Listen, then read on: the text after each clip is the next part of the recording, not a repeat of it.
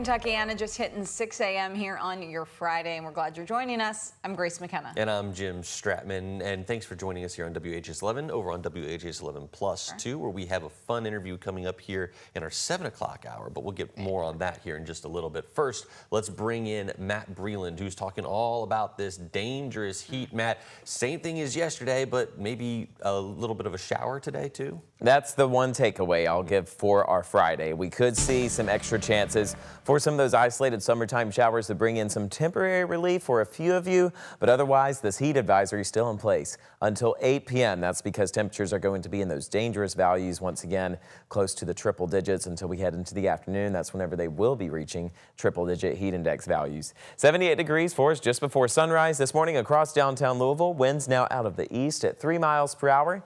Feeling like 81 degrees for us. Temperatures across the rest of Kentuckyana. We're at 75 near Scottsburg, 73 Shepherdsville, 74 Hodgenville, 72 for you folks near Mumfordville.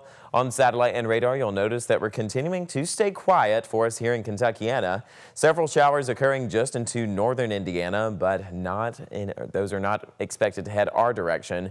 We're just going to be staying mostly quiet and dry as we head later on into the morning hours. You'll notice closer towards us here in Kentuckyana, a quiet start for our Friday morning. Now later into the afternoon, that's whenever we'll see those passing clouds and a few small chances. We'll be around for some brief isolated summertime showers between 12 and 3 p.m. But as we go later into the evening time, they do not survive. We'll have another round of quiet conditions in store for the overnight hours and another round of sunshine and hot temperatures for Saturday. All those details about that forecast coming up in just a few short minutes, but here's a quick check of traffic this morning. So far, we're looking good to go on all of the major interstates into Louisville. The only slow spot that we really have to report on this morning is on I-64. The left-hand shoulder is blocked due to a stalled vehicle eastbound near exit 4 on the Roy Wilkins Avenue. Grace, Jim? Thank you very much, Matt.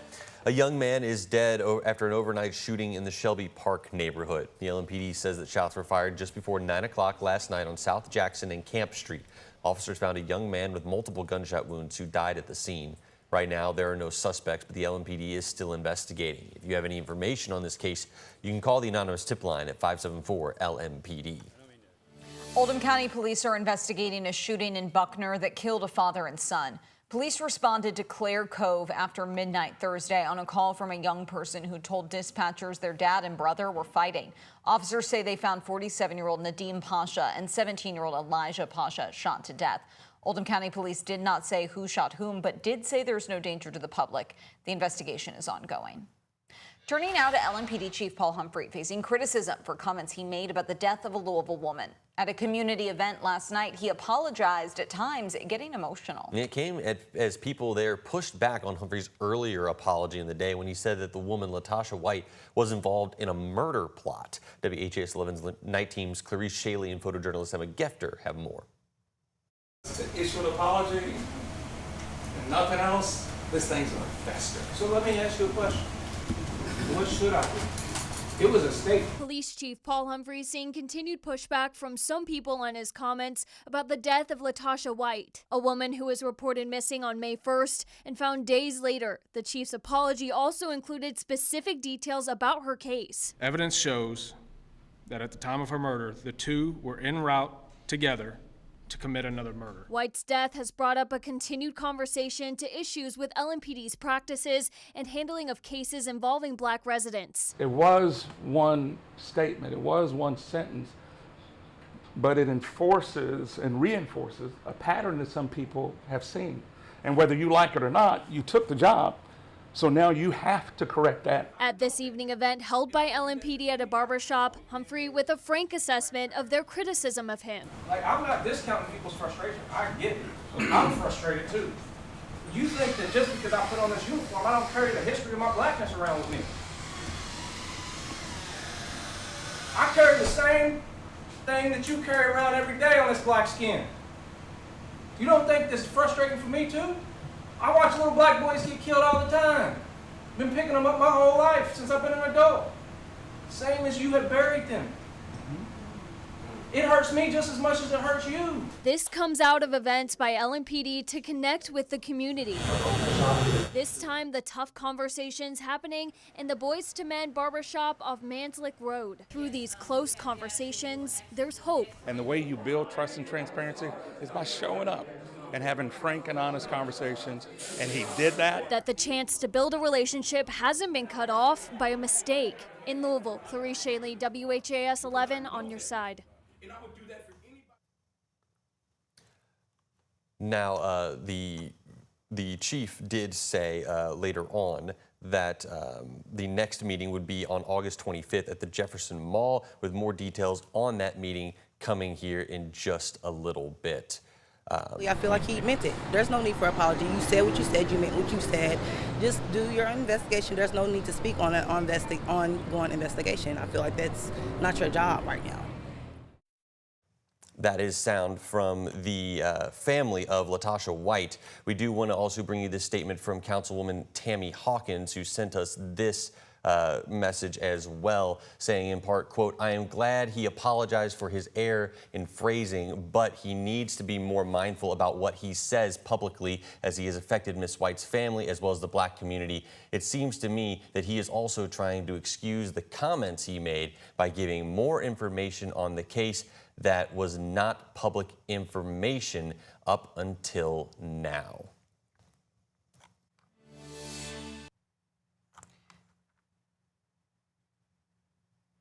And Kentucky Governor Andy Beshear is commenting on immigration policy in Louisville, saying a new rule brings the city in line with the state.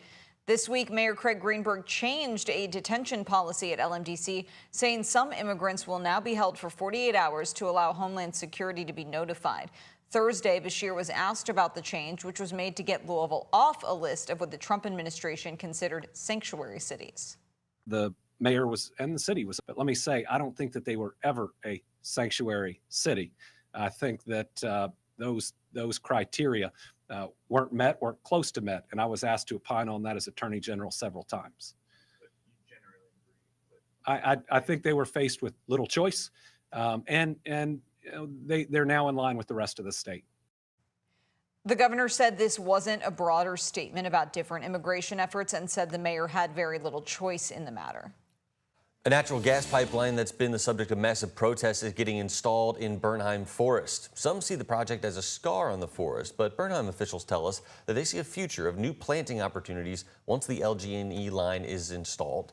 Forest officials say they have plans to cultivate a brand new meadow over the pipeline, filling in spots where trees have been taken down with wildflowers instead.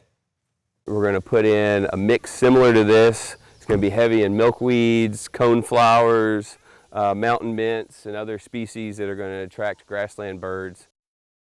Burnheim officials also hope these new flowers and plants will attract the butterfly and the bee populations back to the forest. The last weekend in July can only mean one thing, and that's Dainty Fest. The annual festivities get started tomorrow with the 6th annual fundraiser at the Merriweather. It'll have live bands, carnival games, and an appearance from OVW Wrestling for the first ever Dainty Takeover. On Sunday, there's a parade, petting zoo, and silent disco at Hawks Corner. And then, of course, Monday is the 55th annual Dainty World Championship on George Hawk Way. As a reminder, this one takes experience. You have to be 45 or older to compete. The competition starts at 5 Monday evening. Matt, let's head over to you with one thing to know in the world of weather today. Hot, hot, hot once again today. We've got temperatures ranging into the mid-90s, but feeling like the triple digits for our afternoon. A heat advisory in place until 8 p.m. this evening. We're going to keep the hot temperatures in the forecast for the next several days. All those details about that are coming up here in just a few short minutes. Thanks, Matt.